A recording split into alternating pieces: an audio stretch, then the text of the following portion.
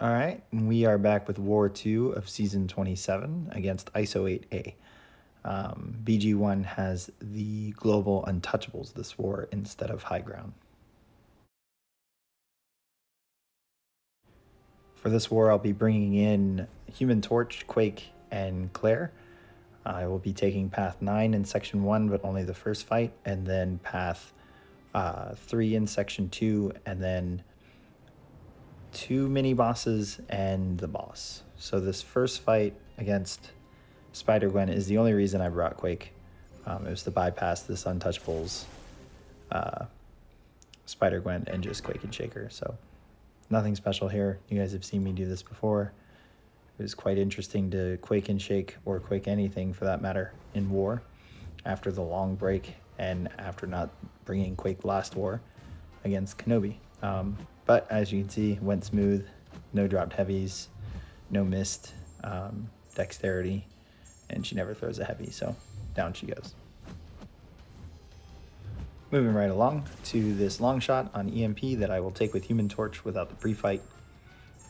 I took this last war, so you're not going to see anything new. Just going to parry, medium, light, medium. I do not have the white Magneto pre-fight, so it's not going to give me a guaranteed 2-second stun. So Limber may come into play, but as you can see, with the first stun, I have more than enough time to throw an attack before it falls off. So medium, light, medium, push him to SP1, bait out SP1, block SP1, trigger Dex as little as possible. Luckily there, he threw it without me trying to continuously Dex, so we have yet to get hit by EMP, and he's already at 50%. So just mounting him, we went into Nova Flame. It's going to add to the damage. Manage to pull Dex off there, or dodge there without using Dex, and then we trigger it there, and then down he goes. So another easy long shot.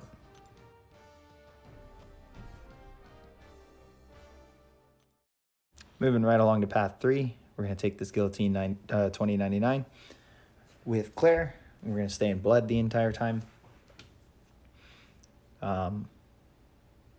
Goal here is just to knock her down when her cloak timer isn't active, so that we can activate it so that she doesn't activate her cloak and cause miss.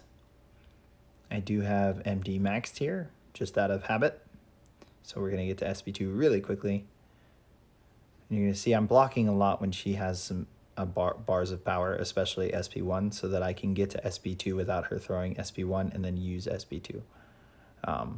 And because I am in blood, it's going to heal back a lot of the block damage I take. So it's a pretty straightforward fight. It's hopefully a fight you can leave that you don't have to use any potions for afterwards because of just being in blood. But you will see later there is sometimes an inconvenience when she throws SP2 and your own SP2 gets a little reversed, since that reversal debuff lasts for quite a bit. And then since she's bleed immune, you build the charges in your power pretty quick. So any armor up buff that shows up, you're going to make disappear pretty quickly too. So probably one more SP2 and she's going to go down.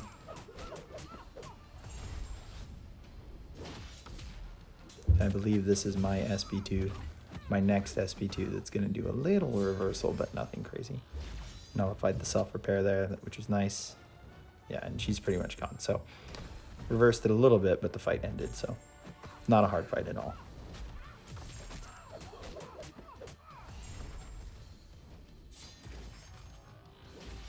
Moving along to this Sorcerer Supreme on Explosive Personality. Going to take it with Human Torch. We're going to heal up before we do some 6-hour boosts. And with the changes to energy for war and the timer, the 6-hour boosts are actually getting popped when I have like 2 hours left of war, which isn't a big deal because I would want to be this boosted if I was assigned a boss. It's just interesting. I don't use it right off the bat when war starts because I don't know how quickly, based on someone's schedule, whether we're going to get to the boss or not. Plus, I like healing after Section 1 with minimal item use if I have to, so it's a little strategic. But this fight's not going to be very difficult. Treat it the same way you would any other mystic that you can parry, medium or light, medium, light, or sorry, medium, light, medium, parry. Medium, light, medium, parry. Medium, light, medium, parry. With this fight, you just want to make sure you don't hit into her block in case you do build up explosive personality. But as you can see, she's already below 50%, and we're not even at 30 seconds. We're just about at 30 seconds. And I'm blocking the specials instead of trying to dex them in case she does have max despair, or mystic dispersion, not max despair. That way her power doesn't get out of control. And since we can parry this node, it's not a big deal trying to dex the specials. And down she goes. So wasn't a tough fight. We're moving on to this Manthing on Vigorous Assault Mini. I was not assigned this fight, but I did have Quake, and I've Quake and Bake this fight plenty of times. So I went ahead and took it so that we don't have to wait for him to go down for me to take the Stun Reflection Mini. But as usual, get to the wall without triggering Dex, Quake and Bake the entire time. I am tapping the screen to bake or block or or parry, even with the Devil Concussion up, just so that I can keep the rhythm. And his health pool is quite large, especially for a mini boss, so it takes quite a bit, even though I'm max boosted here. There was no White Magneto pre-fight, didn't really need it, and willpower helps make this fight a little bit longer than if he didn't have willpower. So probably one of the more interesting things with the new globals is that we're going to see willpower on a lot of fights, just because you don't have protect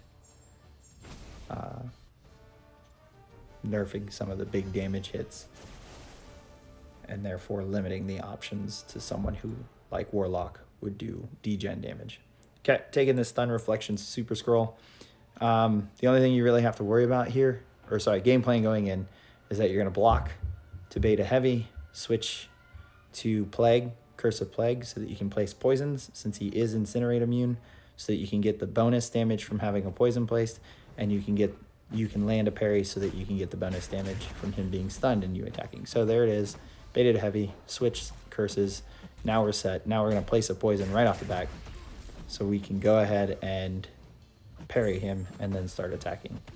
We're keeping a good eye on this falter timer. Now, I will admit I did check the first 2 times and say, oh, I had enough time, and then completely ignored it and threw attacks or specials like that one and just got lucky. So got lucky with that one. Didn't really think much of it, since we're throwing back-to-back SP2s here due to the Mystic boosts. I probably checked the falter timer here and went, got a lot of time, so we can probably keep throwing SP2s. Can't really retaliate his SP1 without fear of getting hit in the face or parry. So there's the bait the heavy. Here comes the falter. And I just didn't pay attention to it. So got smacked in the face and got pushed to SP3. Not too big of a deal. Our charges are going up, so SP3 damage is going to be significant. But that's the last falter through this fight that I don't pay attention to when it's going to end. So we're baiting out heavies here. I wanted to place a poison so that this SP3 did more damage than if he didn't have the poison.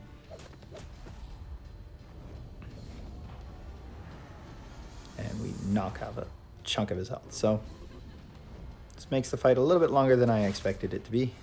Baiting out these SP1s, dodging it, not retaliating. Here comes the falter timer. We're not going to retaliate. We're going to wait for him to back up and see that opportunity to hit him in the block and then let the falter fall.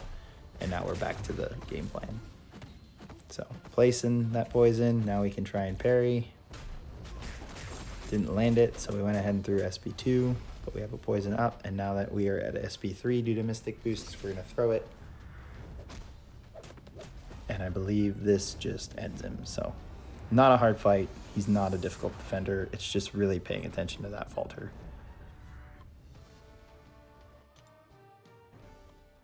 All right, so here we are with our second boss fight of the season, another Maw, but without high ground. So there's no extra damage to blocked hits after 20 seconds and without resetting it with the combo. So game plan here after doing the first Maw boss was that I don't have to worry too much about getting cornered. So we're just going to bait out heavies, take blocked hits, and this one really wanted to hit in my block. And we're going to do medium, light, medium. We're just going to lay on the Incinerate / Nova Flame damage. There's another full combo, and I intercept him instead. Another combo in my block, intercept him again. So he's being stubborn with the heavies, but luckily I'm intercepting. I'm taking my openings. He's throwing SB1 willingly. And